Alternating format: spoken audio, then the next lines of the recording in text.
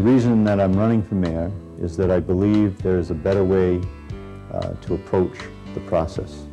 And when you approach your day to make the community better by thinking about tomorrow and planning for tomorrow, as opposed to being all wrapped up and concerned about what has happened in the past, you have a vision towards where we can go.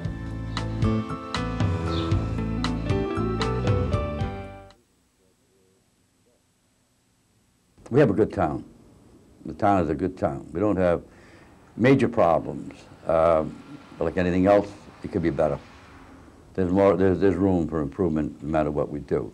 And I think Dan is the kind of kid that had the energy, the imagination, certainly the smarts, because of his family background and family ties, to make a difference. And he has a real good plan for Cumberland. I think it's time for someone who really has a place he'd like Cumberland to be, and Dan's the only candidate I see who's articulating that. He's honest and he's good. You know, he's definitely a decent, honest person, and you know, that's how in a short amount of time, that's how I would describe Dan. I suspect, having lived here all his life, and his family having been here for so long, it's a home, and he wants to, his vision is that it's his home, and that he wants to make sure that everybody's under the roof. He's always had a commitment to the town of Cumberland, not just because he's running for office or ran for office in the past. I think when someone is an elected official and says, I did this because I got voted into office, that's one thing. But when you can say, I've given back to my town, to the youth of this town, and it's been a lifelong commitment, not just something I did because I was voted into office, that's an entirely different thing. Dan McKee is honest, hardworking, trustworthy, all the things that you want in a mayor, and all the things that a school's principal, all the qualities that they're looking for. Dan has started a tremendous amount of programs for youth in the community. The whole McKee family has always been involved. This is stemmed from the father, my best friend in heaven, James McKee, who I'm sure is looking down and is very proud of everything that Danny's accomplished. The apple doesn't fall far from the tree. Danny is just exactly like his father. He's a caring person who wants to help people. And Dan shows an awful lot of interest in the youth of our community, in his AAU basketball. He's working very hard with that.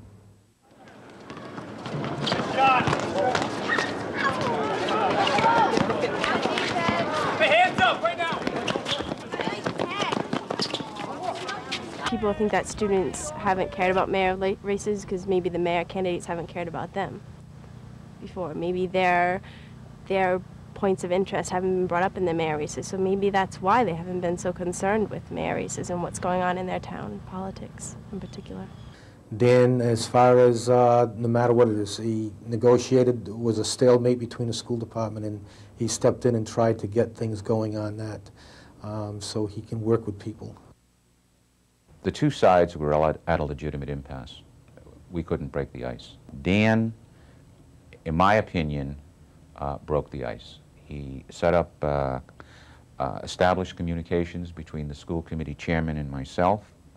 Mr. Thibodeau and I met for the first time in 8 or 9 months. Dan has the ability to pull both sides together, and he does it by seeking common ground. Never took credit for it, but he was the catalyst to get these people together in a locked room to hash out their differences. There was common ground there, and because the animosity was so thick and so political, there was no way they were going to agree to anything. I don't know if you know it or not, but I'm campaigning for the mayor's position in town. Putting people first is the key to making everybody in the community want a better community.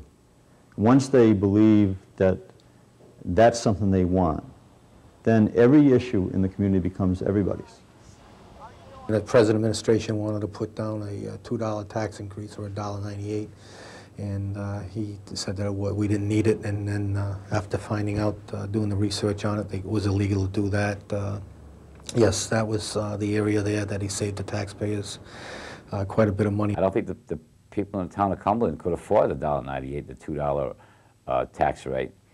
And Dan sharpened the pencil and took a look at exactly what we needed to keep us in a good area without letting us drop. He looked everywhere where there was money, that turned over every stone.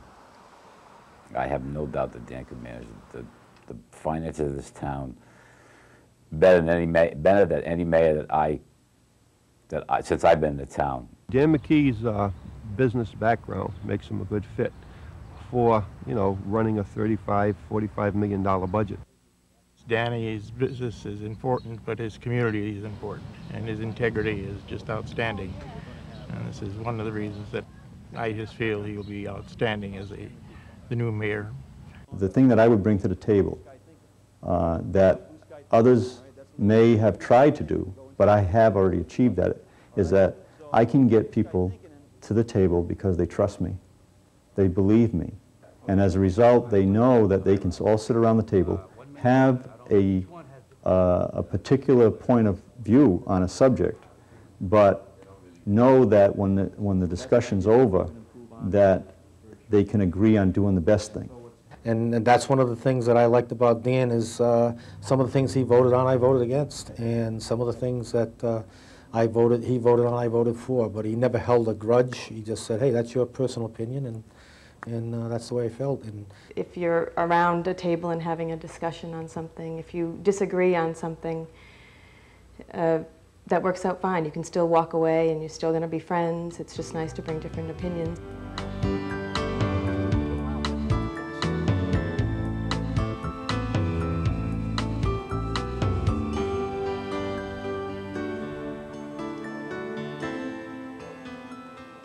People just listen to Dan McKee and his message, they'll vote for him. He's been close to the issues.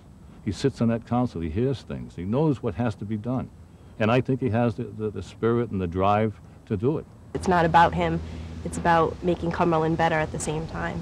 And this time right now, this day and age, as we turn into in the year 2000, I just think that Danny could be a great mayor. Dan McKee, I believe, you know, is the right person to be a mayor. Dan just wants to see good things happen to the town of Cumberland. He loves the town. He's concerned about the town, and to me, that's the kind of person that I want to see running our town. Somebody who really cares. I can truthfully say it is the first time in Cumberland mayoral elections that I felt it mattered for education who got elected. And I think it matters that Dan gets elected. The generosity of his time for our family has been something that has just been very important to us over the years.